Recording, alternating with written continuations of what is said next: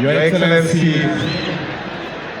the Governor of Kisi County, Your Excellency Paul Simba Arati, Your Excellency the First Lady, Your Excellency James Ombariwa, our outgoing Governor, na viongozi wote ambao wamekuja hapa.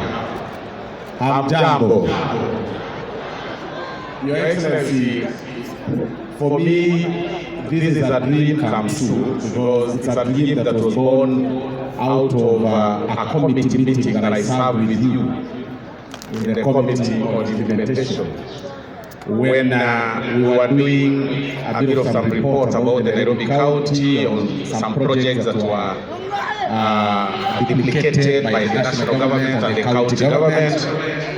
And then you mentioned to me that you want to be governor of Kisi County. And I did told you that it's about time that we have a generational change in Gusii area. It is now true that today we are having a generational change in Kisi County. We are having one of the youngest governors in Kenya. We have formed history as a country for having elected a person who of course came directly from Nairobi politics and vied for the first time in Kisi County and won. And in Uganda, so many votes across the country, devoid of the political affiliations, people voted for you. You know, unanimously, you got about 280,000 votes. To me, my call upon you is that to whom much is given, much is expected. People have come here because of hope.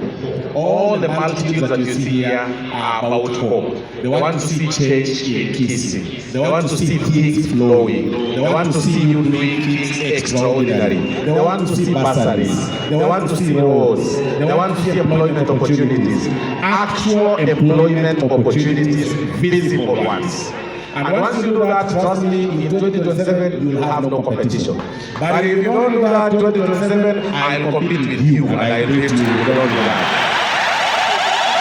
Your Excellency, I also call upon you that even as you pursue your 5-year goal and dream, kindly, Your Excellency, please work with the national government.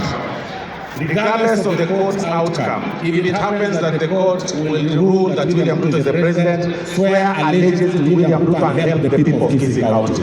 If it goes otherwise, hold that other side. But if it goes to William Ruto, you must support William Ruto so that you proceed together. And me, as the chief whip of the National Assembly, I make sure I connect you there so that we progress together.